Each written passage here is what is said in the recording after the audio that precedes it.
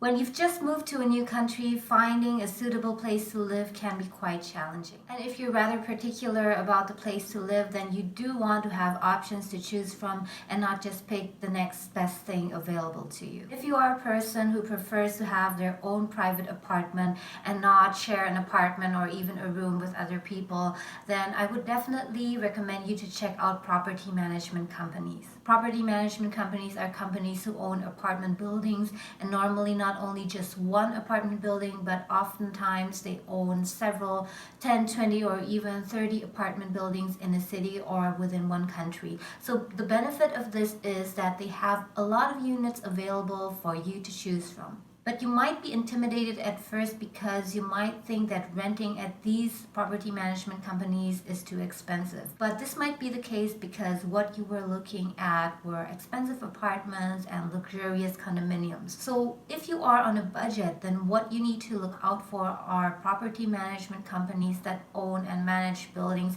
that are not that new. So maybe the buildings are already 20 years old, quite old, but they have been renovated and therefore are in pretty good shape. So these would be the kind of apartment buildings that maybe don't have as many facilities. They don't have like a children's playground or a gym, but they do have basic facilities, like they have a supervisor on the property who you can contact in case of any problems, and they do have a laundry room where you can do your laundry by using coin machines. So what is the process of renting from one of these property management companies? So you still need to go through the rental application process. So you need to fill out a form, submit your documents, and then wait a few days for approval. But what I can say from my personal experience is that property management companies sometimes can be slightly more lenient than private landlords. And I think there are reasons for this. Property management companies are businesses. So they are renting out their units to make a profit. And their goal is that they want to have a high occupancy rate. So they want to try as much as possible to rent out all their units and not have any empty units. Whereas for private landlords, I think that it's mixed. So some people desperately want to rent out their apartment, but some people just happen to have an empty basement or an empty room and they just want to simply wait for the right person to rent out their apartment. Another thing is that property management companies have a system in place to deal with problematic tenants.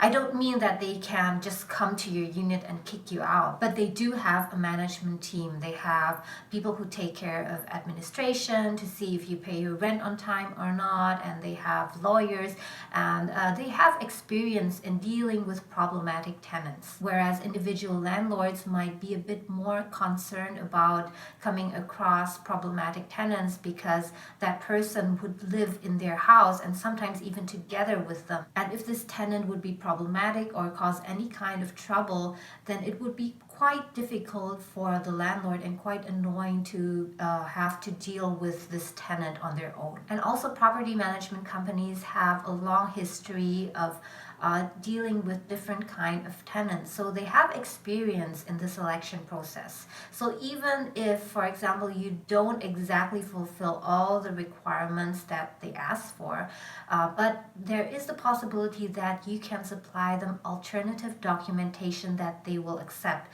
because perhaps they had previous experiences of renting out units to other people who also didn't have the complete documentation, but they provided them with other kinds of alternative documentation, and it turned out that it worked out fine for them. So they have experiences with all these previous cases, so they can take everything into consideration, look at it as a whole, and even though you don't fulfill all the requirements, they still take you in. And that was luckily the case for me. So even though you don't fulfill every single requirement in the exact way that they ask for, they will look at the application and you as a whole and be able to judge and make an informed decision of whether or not they will take you. So as I may mentioned before, I came from Indonesia previously to Toronto, and for the first month I stayed at a friend's place. And then in the third or maybe fourth week, I finally managed to get my own apartment from one of these property management companies. And I will tell you that I definitely didn't fulfill all of the three requirements,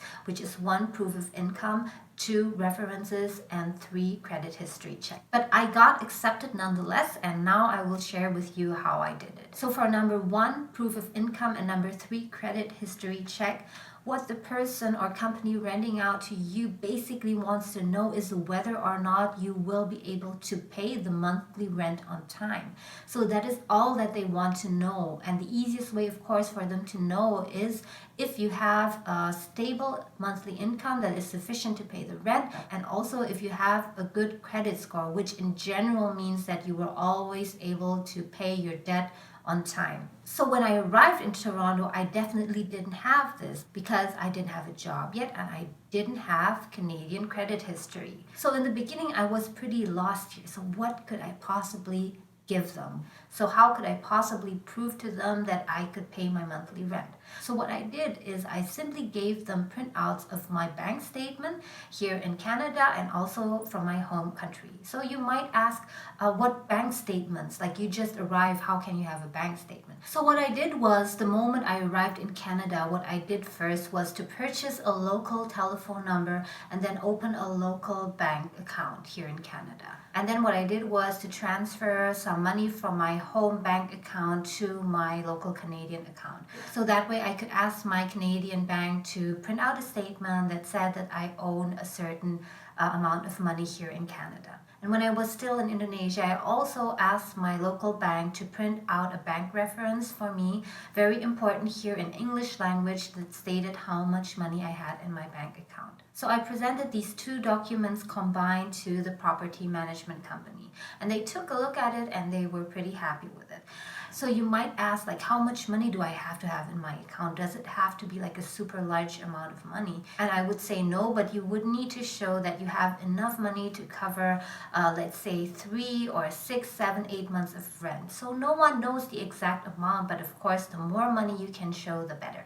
So let's go on to number 2, which is references. The kind of references here needed are usually landlord references, and to be specific, Canadian landlord references. So your potential landlord or the property management company wants to know that you've rented a place in Canada before and that you didn't cause any problems and that you are in good standing. So you might ask, I've just arrived in Canada like 3 weeks ago. How can I possibly produce these documents? So what I did here was a combined approach. I got reference letters from the places that I rented back in my home country, Indonesia, as well as the place I stayed at, which is my friend's place. So you might ask, how can a friend issue you a reference letter? Why not? Because there are actually 2 kinds of reference letters. One, a landlord reference, and number 2, a character reference. So what I did was kind of a combination of these 2. So what my friend issued for me was a statement that I lived at his or her place for this amount of time, and that I was being a good tenant, meaning that I was quiet, I was tidy, and I was respectful.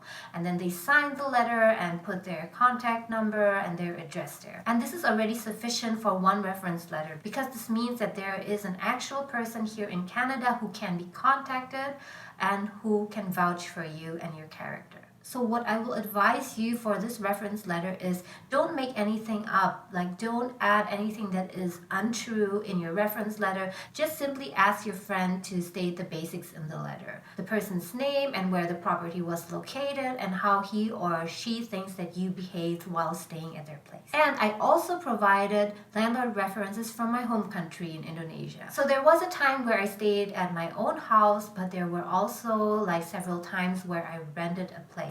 And I was very happy that I remembered to ask my landlord at that time to write me a reference letter in English.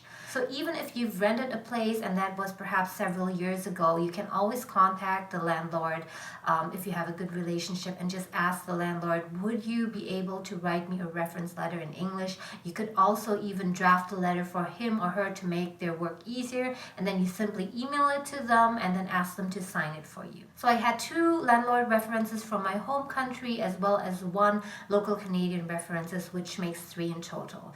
And by any means, they are not all Canadian, and I was not exactly fulfilling the requirements, but nevertheless, I just submitted the documents. So the supervisor received my documents and briefly scanned through them, and surprisingly, she said that, okay, this looks okay, and she also said that I had a relatively good chance that this would be approved. So I was quite surprised about this, and I didn't think that with my documentation I would even have a chance. And what I also submitted was some work references. So actually, landlords and property management companies do not ask for work references, but I had some with me. I had like 3 references in English language. They were very good with me, and I provided them as part of the application. So in my opinion, you never know what goes on in the selection process, so you might as well just support any additional documents that you have that can support your case. Because I think that any kind of document, the way you present them, if they're neat and tidy, if you're prepared, and the way you present yourself, everything ultimately has an impact and makes an impression on the person receiving your application. So just to summarize again, in order to make your medium to long-term apartment search successful, number 1, have a temporary place to stay first for 1 to 2 months. Number 2, go and get to know different neighborhoods so you know exactly where you actually want to stay. And then number 3, try to extend your apartment search. Don't only look for private apartments owned by individual landlords, but also try to look for property management companies, and you will be quite surprised at what kind of nice apartments you can find. So I wish you all the very best in your apartment search. I hope this video was useful for you. If you don't want to miss out on any related content, please don't forget to hit the subscribe button. Also, don't forget to hit the little alarm bell so you will actually get notified if there are any new videos. Thank you so much for watching, and see you again soon.